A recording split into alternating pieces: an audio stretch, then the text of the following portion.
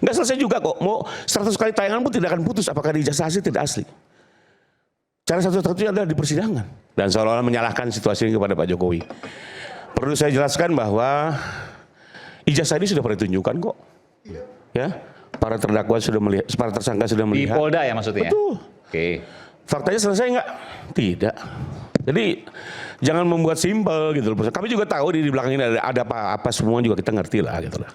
Cuma kan tidak semua harus kita buka, biarlah tahapan-tahapan kita selesaikan. Kedua, kalaupun ditunjukkan ya, memang bisa mata kita bisa melihat ini asli atau tidak. Harus disebutkan Mas Bay, apa ada. Anda jangan mengkonfirmasi, saya lagi ngomong. Cukup diam aja, diam kami lagi bicara. Bisa, tertib. Ya tolong saling hargai. Oke, silakan. Saya nunggu 3 jam mau bicara dari tadi, melihat perdebatan kalian terus gitu loh. Oke. Saya komplain juga bang, Silakan. 3 jam lebih saya gak ada kesempatan bicara. Terus kalian ribut-ribut di sini. Oke, silakan. Tolong stop dulu ya. Jadi pertama itu, kedua kalaupun ditunjukkan pertanyaannya, apakah bisa mata kita menentukan itu asli tidak? Tadi udah terjawab sendiri, kok dalam perdebatan tidak bisa gitu loh. Itu fakta gitu loh. Jadi ini kan hanya narasi-narasi yang dibangun untuk membelokkan persoalan, ya, seolah-olah ini menjadi simpel, faktanya tidak kok. Nah, satu lagi, ini negara hukum, kalau sudah konflik seperti ini, maka mau tidak mau apa caranya? Ya cara hukum bang. Dalam semua konflik politik pun seperti itu. Dalam sengketa pilpres pilkada, ada sengketa selesaikan secara hukum, nggak bisa tunjukkan selesai. Lucu gitu ya. Dan itu bukan cara konstitusional. Siapa yang bilang menjamin kalau ditunjukkan itu selesai? Nggak ada juga. Dulu dilapor di Mabes kita pernah nyampak sampai kayak itu tidak. Ada yang menjamin. 3 tahun lagi, 4 tahun lagi tidak muncul lagi isu ini. Memang hanya rekan-rekan saja yang bisa persoalkan. Mungkin juga ada kelompok lain yang bisa persoalkan terus. Buat Pak Jokowi juga lelah Pak menghadapi ini. 3 tahun dikuyuk-kuyuk terus, digugat berkali-kali, dilaporkan ke polisi, bahkan 2 tahun terakhir semakin dihina, difitnah di televisi. Ya, sekarang kita baru tahu aja, dilapor balik aja kan begitu rasanya. Pak JK juga kemarin merasa difitnah, merasa kan ternyata cukup sabar Pak Jokowi selama ini gitu. Sehingga akhirnya mau tidak mau langkah karena ini biar tuntas. Sekalipun ya UGM sebagai penerbit menyatakan clear. Ya, lapor 2 kali menyatakan clear. Bareskrim yang menyidik atas laporan Bang Egy sudah menyatakan henti. Masih juga terus. Maka cara apa bisa menyelesaikan? Cara hukum. Jadi kembali lagi apa yang di depan mata ini tinggal selangkah lagi, mudah-mudahan ini bisa menyelesaikan. Apalagi, mohon maaf ya Bang Rismon ya, apa yang disampaikan Bang Rismon semua kalau buat kami sih kami nggak begitu juga penting. Kenapa? Karena ahli-ahli sudah didengar oleh penyidik. Bahkan dari berbagai universitas terkemuka, saya nggak mau sebut nama. Ada berapa ahli? Ada 12. 12, oke. Ya, dari kampus terbuka, ahli digital dan segala macam. Ahli bahasa, ahli pidana. Dan sudah menjawab semua kok. Selama ini atraksinya teman-teman ini apa, bagaimana kami tahu. Karena itu juga persangkaan naik menjadi penyidikan. Kami tidak gegabah gitu ya. Cuma memang kami tidak mau memunculkan riba depres. Ahli-ahli dibawa ke sini terus berdebat di sini. Nggak selesai juga kok. Mau 100 kali tayangan pun tidak akan putus apakah ijazah asli tidak asli. Cara satu-satunya adalah di persidangan. Dan semua ahli sudah disiapkan. Tinggal nanti pada waktunya. Ya, kami juga tidak mau membocorkan apa yang terjadi nanti ahli ini ngomong. Kami tahu ahli ini akan bicara apa, kami tahu. Seperti tadi kan sebenarnya Bang Andi Asman ini coba bantu ya sebenarnya ya. Menjelaskan bahwa sebenarnya soal yang kayak tadi ya, soal apa namanya, profesor.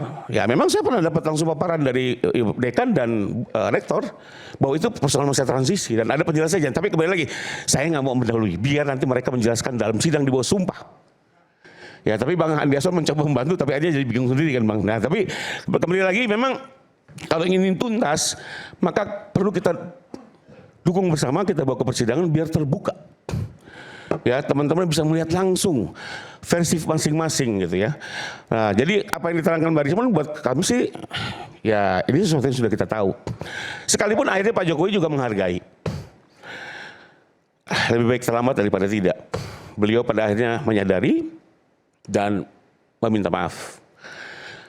Secara internal juga kami waktu itu pro kontra, ya karena beliau ini salah satu orang yang paling keras dan paling kasar kalimatnya. Mohon maaf Bang Rismon dalam pengamatan kami ya. Jadi tidak mudah juga waktu itu sampai dengan proses kita kabulkan RJ itu tidak mudah gitu ya. Tapi secara akhirnya Pak Jokowi mengambil sikap saya maafkan. Karena bagaimanapun beliau sudah gentle minta maaf ya. Bahkan waktu itu terpaksa, bukan terpaksa, memang ini satu kondisi yang kita mintakan. Tidak hanya minta maaf, Anda harus memulihkan. Makanya kalau hari ini beliau menyampaikan itu bagian dari pemulihan, sekalipun kalau ahli-ahli kami nanti lebih lengkap lagi ya. Termasuk bagaimana Pak Roy bisa membilang ijazah ini punya Pak Dul Matno, nanti ada ahli-ahli kami Pak. Kami nggak mau bocor, nanti di sidang lah. Silakan berbantah dengan ahli-ahli dari berbagai kampus yang objektif. Ya, jadi kembali lagi kalau buat kami persoalan ini sebenarnya sudah kami yakini dari awal, maka dari itu juga kami. Nah sekarang kembali lagi Bang Rismon ya, saya nggak tahu ini benar atau enggak, tapi saya coba bantu juga ya. Pernah nggak ingat Bang Rismon kita di sebuah TV lain, selesai live kita ada istri abang, kita duduk di ruang tunggu dan waktu itu Bang Rismon bilang gini, Pak Rifai, itu di ijazah ada watermark atau embosnya enggak? Ingat nggak Bapak pernah nanya itu? Saya bilang itu ada dan saya lihat. Yakin? Yakin. Ini sebelum RJ ya? Jauh sebelum. Oke. Kalau nggak salah masih Desember akhir tahun kemarin. 2025, oke. Bang Rismon ingat nggak? Satu TV ya? Enggak, ini saya belum tanya, tapi ini saya mau ingatkan. Dia bilang, ada nggak tuh watermark sama embos? Ada, saya udah lihat langsung. Yakin. Kan beliau belum lihat aslinya kan? Nah tapi buat saya beliau masih bertanya bagus. Berarti masih ada keraguan. Waktu gelar di Polda, ingat kan teman-teman? Bang Rismon mungkin enggak. Waktu digelar di Polda, Bang Rismon sempat bilang begini. Yuk kita lihat, mungkin juga pendapat kami bisa berbeda. Sebagai peneliti, punya pendapat independen. Makanya waktu itu akhirnya kami kabulkan, ya sudah kita buka aja, kita lihat. Mudah-mudahan setelah melihat beliau berubah. Sekalipun waktu ditunjukkan, saya juga melihat mata masing-masing ya. Saya lihat, ya ini bukan serba tebak-tebakan, tapi bagaimanapun mata itu menggambarkan isi hatinya menurut saya. Saya lihat ada keraguan. Termasuk juga yang Bang Roy. Ya. Ya, ini kembali lagi persepsi Ada saya. keraguan bahwa itu palsu apa Anda asli? bukan psikolog, Ya. nggak bisa memberikan Saya itu. dari mata yang saya lihat. Nah, Nggak boleh. menariknya waktu keluar dari situ memang terjadi dua pendapat kan. Keluar dari ditunjukkan di Polda itu. Iya. Yang berani Anda mau sikap menyampaikan tuh pada waktu itu, Bu Eli sama Bang DHL. makin banyak yang ragu. Anda mau menyampaikan itu? Enggak, dari awal kan semuanya menyatakan palsu. Palsu. Setelah dilihat, Karena lihat keluar beda pendapat, ada dua kelompok kan. pecah jadi dua kelompok. Iya. Oke. Dan kalau nggak salah juga mereka sebelum keluar ngumpul dulu mereka tuh. Enggak, itu enggak benar. Pecah dua kelompok itu hanya pecah ke Eli dan Eti sendiri itu sendiri. Sama DHL. Ya. Damai Loh, hari. DHL dari enggak. awal udah mengklaim dia. Ya, tapi DHL bilang sama saya nggak mau komen. Oke. Bilang gitu aja. Oke. Tapi kalau Elida betul. Tapi di antara yang lain mengatakan. Ya dari semua pokoknya ada dua beda pendapat. Oke, Bang oke. Eli sama DHL ya. Tapi buat kami nggak masalah lah, karena kami juga punya ahli-ahli, punya bukti sendiri kok. Nah, bahwa mungkin dari situ itu kan bulan Desember ya. Bahwa setelah itu mungkin beliau, karena waktu itu saya ingat di dalam gelar beliau bilang, sekalipun kami rame-rame sebagai peneliti kita independen, bisa saja saya berpendapat berbeda. Nah, bahwa kemudian beliau berubah saya juga ngerti. Tapi ada dua fakta beliau pernah menanya itu ke saya. Dan kalau saya dari situ saya melihat beliau sendiri ada keraguan. Cuma kembali lagi kan, apakah dulunya dalam satu kelompok? Sedikit Pak Rifai, kalaupun berubah saat itu oke. Sampai 28 Februari masih kayak gitu kok tweetnya. Itu jejak digital itu nggak bisa hilang itu.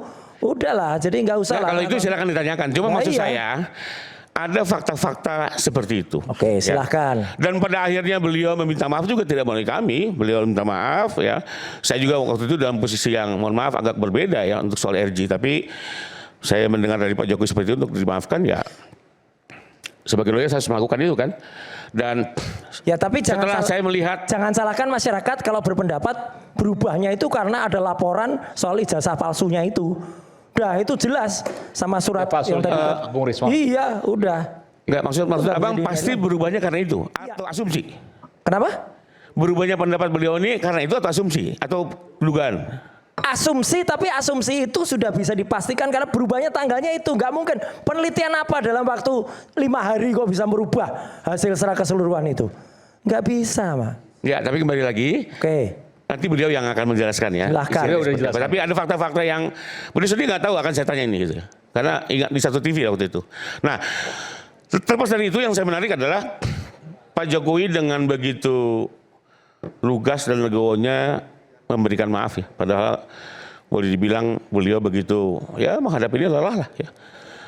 sebaliknya kan kalau kita juga dalam posisi itu ya, tapi nyatanya beliau legowo memaafkan dan kami diperintahkan untuk menyelesaikan dan kami selesaikan. Akhirnya keluar inti. Nah, bahwa terakhir ada informasi beliau juga tetap menjadi saksi mahkota, ya itu kebijakan penyidik. Tapi kalau buat kami ya sudahlah, kayak hari ini kan contoh nih, saya masuk ke komentar Bang Roy tadi soal warna kertas berbeda, nama profesor dan doktor, itu bukan foto Jokowi dan legalisir ya. Mungkin satu-satu saya mau sedikit tanggapi Bang. Jadi soal kertas itu yang kita tahu itu satu kertas dari percetakan, satu kertas hasil ketikan Pak Jokowi. Ya, tapi kalau dari segi usia itu clear. Artinya kertasnya berbeda kan memang? Betul. Ya udah. Karena satu dari percetakan. Udah ini kertasnya berbeda, udah jelas. Berbeda karena dari sumber, paham ya, satu percetakan. Loh iya, satu, tapi warnanya berbeda. Tapi pertanyaan apakah itu menjadi palsu? Jelas karena yang satu ketikan.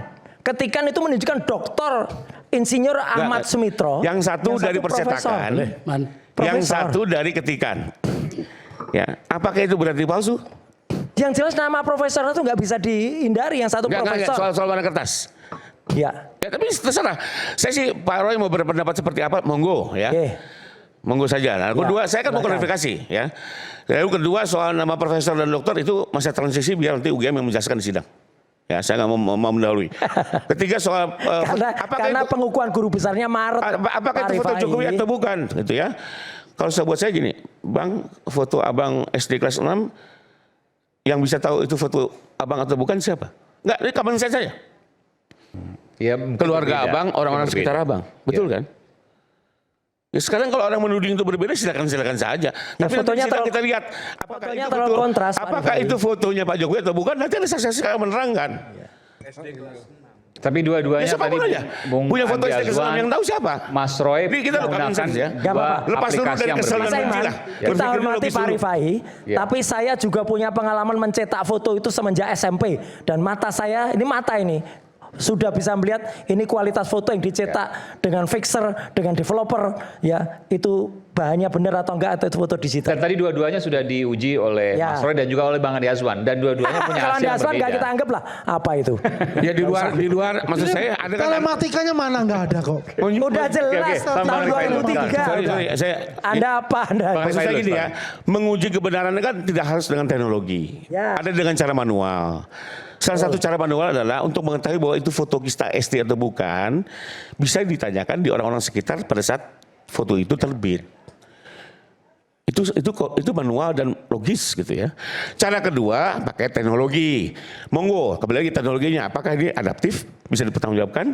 Sekarang aja dengan dua versi ada dua pendapat. Saya bukan ahli IT nih, dua pendapat gitu ya. Nah, tapi maksud saya boleh berpraduga tapi jangan terlalu cepat menyimpulkan. Nah, yang terakhir yang saya mau klaim, tadi Bang Roy menunjukkan legalisir. Kok saya beda pendapat karena yang saya dengar dari Bang Bonatua, hasil legalisir yang beliau dapatkan itu identik. Gitu ya. Makanya, dan itu juga sudah dibahas di sini. Pak Bonatua gitu ya. Nanti, ya sudah dibahas di sini, itu identik. Ya pada intinya identik bahwa besar kecil itu hasil fotokopi. Sekarang kalau Bang Roy menyatakan itu berbeda, ya saya nggak ngerti lagi. Saya lebih mendengar pendapat pertama. Tapi intinya gini, dari ini semua kalau buat saya, dari apa yang disampaikan oleh Rismon ya, dan perdebatan hari ini sebenarnya kan gini. Kalau dari Pak Jokowi sebenarnya kita mengharapkan itu jangan gebiah uyah kalau merasa peneliti riset ulang.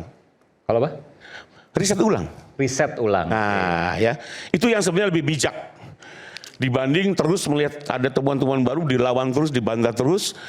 Kalau buat saya justru semakin menunjukkan mensreanya. Bahwa ini bukan mencari kebenaran, memang pokoke. Ya. Dan kalau buat saya dengan ini semua, ya memang cara satu-satunya nggak ada yang lain. Berkas minggu kemarin sudah dikirim ke jaksa, kita berharap. DP21? Belum. Ya, sudah dikirim tapi minggu kemarin. Mudah-mudahan kejaksaan segera mengambil sikap. Ya karena apalagi juga ini nyatanya kan terus riuh nih, mau sampai kapan? Ya. Tapi juga bukan berarti TV akan kehilangan berita ya, karena kalau nanti masuk sidang pun masih ada forumnya. Enggak, kita nggak ada ijazah Kemarin ada Abu Janda juga. Bercanda juga ya. Nggak, tapi bukan itu tujuannya. Iya, Tujuan adalah news. bagaimana apapun yang perlu dari uncertainty, ketidakpastian ke kepastian, itulah tugas jurnalistik. Apapun. Jadi ijazah kita nggak bergantung juga dengan ijazah. Tapi artinya masih ada nanti juga media bisa mengikuti di sidang, ya. Sidang juga masih bisa ada waktu, ya. Dan semua bisa mengikuti, publik bisa mengikuti, media bisa mengikuti. Dan kita dengar pendapat dari kedua belah pihak. Ya. Kalau buat Jokowi, satu Pak. Beliau juga lelah, ingin ini ada kepastian, ya. Beliau juga nggak mau nanti 4-5 tahun lagi muncul lagi mau sampai kapan? Apa nggak ada isu yang lebih berbobot, gitu ya?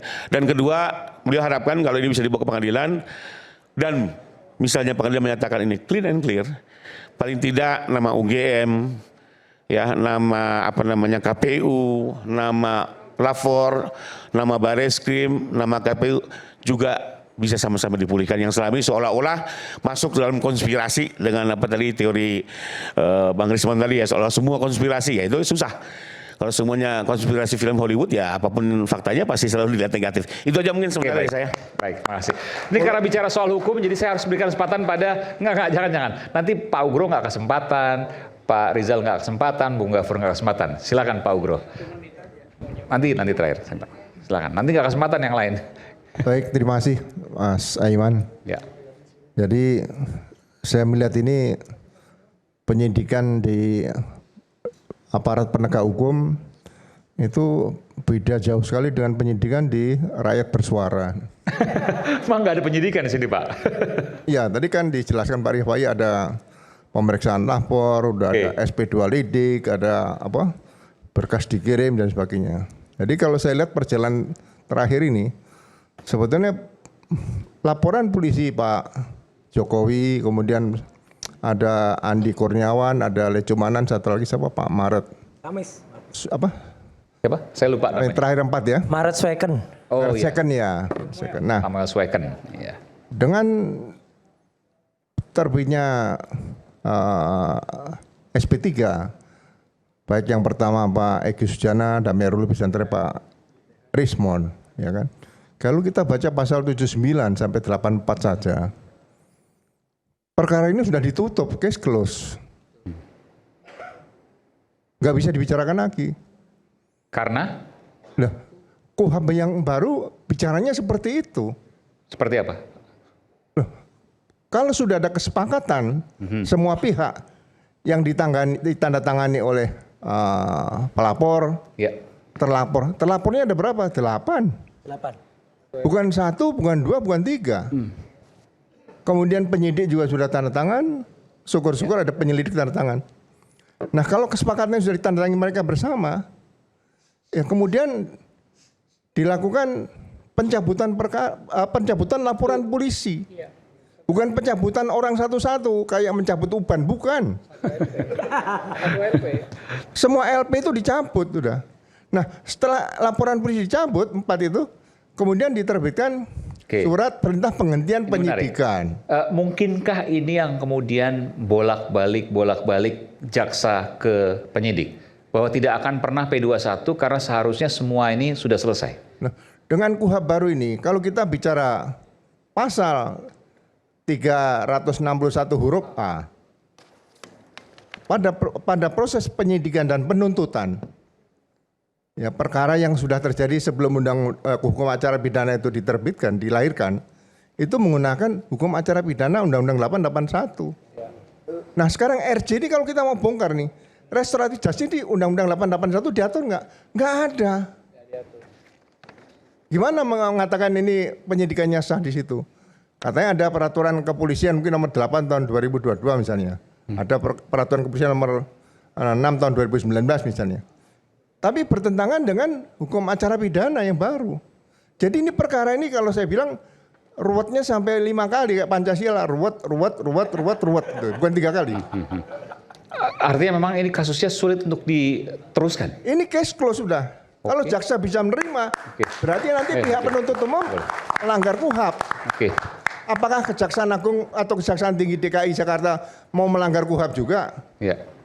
Ya kan? Apakah nanti pengadilan yang sudah dimintakan hari ke-10 setelah ada permintaan maaf tadi, kan 10 hari itu, 7 hari plus 3 hari. Ya. Nah, dimintakan penetapan pengadilan. Apakah perkara bisa disidangkan di pengadilan? Sudah ditetapkan penetapan pengadilan, perkara tidak bisa lanjut pasti. Jaksa juga tidak bisa menuntut. Jadi ini perkara ini memang benar-benar sulit kalau dikatakan mau dilanjutkan seperti itu Pak Rifai tadi katakan ini berkas dikirim lagi. Jadi gini, sederhananya begini, ada satu LP dengan 13. 12 terlapor. 12 terlapor, 8 salah satu terlapornya ada di sini tuh. Iya. Oke. Ada satu LP laporan dengan 12 terlapor yang kemudian menjadi tersangka semua ya. Ya oke, termasuk Bung Rizal juga, Mas Roy dan seterusnya. Kalau ada satu yang di RJ, maka semua LP ini batal. Kurang lebih begitu ya? Seharusnya seperti itu karena sama perbuatan peristiwa pidana Mas. Pasal 310, 311 itu tidak bisa ditersangkakan kepada 8 atau lebih dari 8 tersangkanya. Perkalian 1 lawan 1 aja di KUHP pasalnya ada sendiri. Pengeroyokan juga ada sendiri pasal 170. Tidak bisa dikenakan 351, 352, 353 nggak bisa. Yungto saya tidak akan bicara mundur jauh ke depan, tapi dengan RJ ini sebetulnya perkara ini sudah ditutup masalah pencemaran nama baik dan fitnah. Nggak bisa maju lagi. Belum kalau kita bicara pasal 63 KUHP ya, yang lama tentang buku ke-1. Ya. Kalau ada pidana umum dan pidana khusus yang jalan. Ya, jadi mohon maaf saya kalau katakan saya berbeda tadi penyidikan di rakyat bersuara dengan penyidikan penegakan ini berbeda jauh. Ya, jadi jangan dibawa kita ke alam bahwa sudah ditunjukkan di Polda, sudah di SP2 Lidik, sudah diperiksa lapor. Pemeriksaan laboratorium forensik itu juga ada aturannya. Jadi penegakan hukum itu semua ada aturannya, tidak bisa seenaknya sendiri seperti itu. Saya mohon maaf loh ya. Itu yang bisa saya katakan malam ini. Dan yang kedua bagi saya mohon kalau bisa secara pribadi saya mohon pada Pak Rismon apa yang pernah dikatakan waktu menghujat Pak Tito Karnavian kan saya juga bagian dari Polri ini. Ya. Kemudian Pak Krisna Mukti, kemudian satu lagi itu mohon juga kalau bisa diteliti kembali Pak apakah itu masih benar atau salah. Kalau memang itu salah penelitian sebaiknya juga mengajukan maaf kepada beliau karena saya juga terpukul dulu saya merasa Pak Rismon hasil penelitian Jessica Wongso, iya. Itu masalah kopi cyanida itu saya anggap penelitiannya cukup bagus. Tapi kalau sekarang Pak Rismon aja meneliti sudah berubah seperti ini dan ada kekurangan karena menyangkut nama Polri, mungkin sebaiknya juga meminta maaf kepada Pak mantan Kapolri Pak Tito Karnavian yang sekarang Menteri Dalam Negeri, kemudian Pak Krisna Mukti dan satu lagi yang dari lapor itu saja. Terima kasih Pak. Oke baik. Sebentar sebelum Pak, ada mau sampaikan itu soal yang Jessica tadi hasil lapor?